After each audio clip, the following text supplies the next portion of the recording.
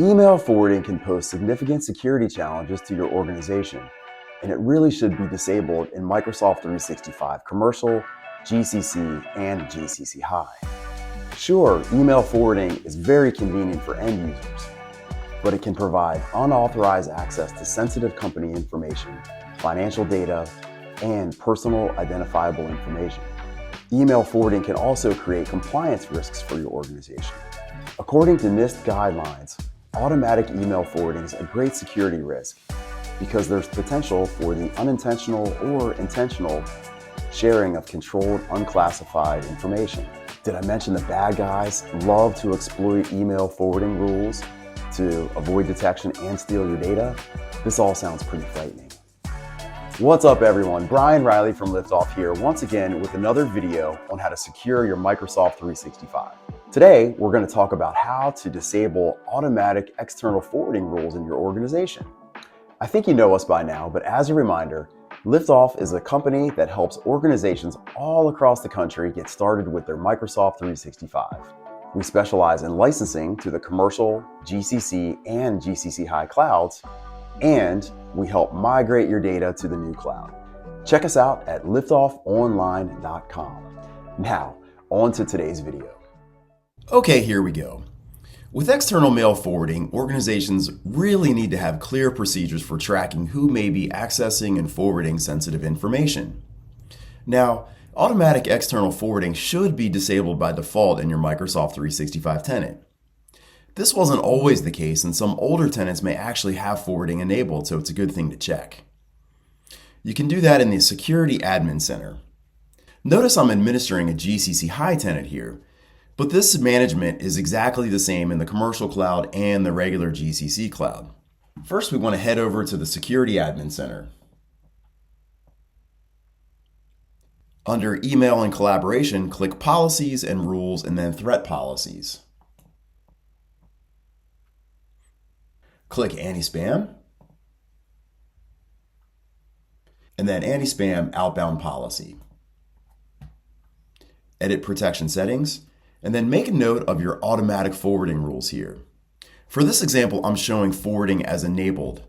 Again, by default, this should be disabled, but you should definitely check. Before I disable this, I'd like to understand if a staff member is actually doing any external forwarding.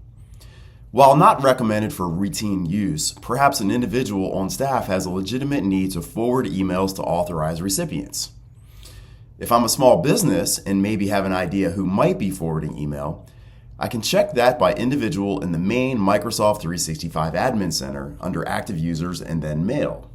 Let me head over there now. I think Annie might be doing some forwarding, so let me check. Yes, there it is. She's forwarding actually to an external Gmail account.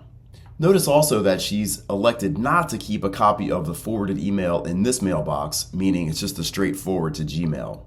Now, this is a rule that Annie set up in her webmail, yet I can see it here in the Microsoft 365 Admin Center.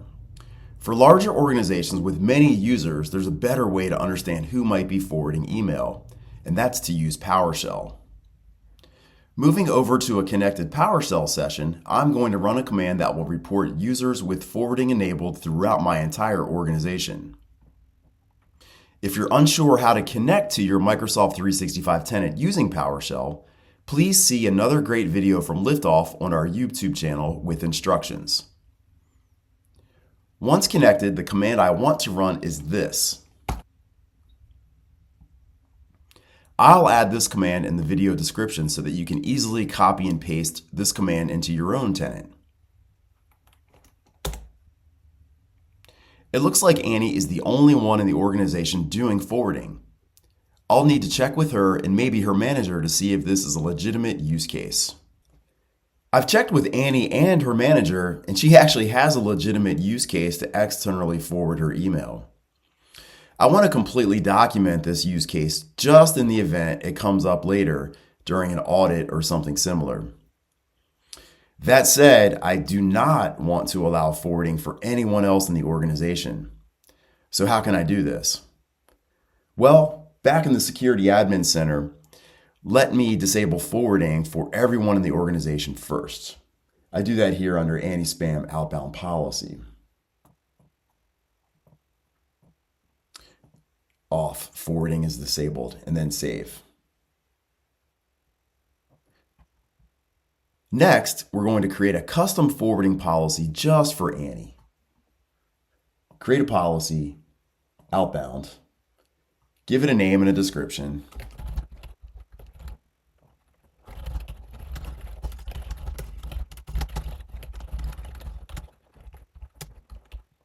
Click Next.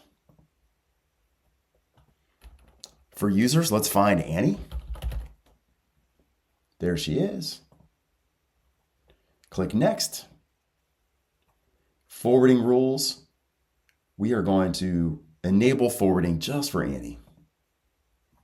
Next, and then create. After waiting an hour or so, check to be sure everything is working properly. If the configuration is not working as expected, you may have other mail transport rules or spam policies in place that are blocking external forwarding. Reach out to Microsoft support if you're still having trouble. Thanks for joining us today. In summary, for external mail forwarding, start by blocking all external forwarding, and then, if necessary, limit to authorized recipients with legitimate use cases. Document any exceptions that you make. Regularly monitor forwarding activity with Powershell reports and email forwarding logs to identify suspicious activity. And then finally, consider encryption for highly sensitive information before forwarding. We'll show you how to use encryption in a future video. If this video helped you, please consider liking, subscribing, and commenting. Thanks again for watching.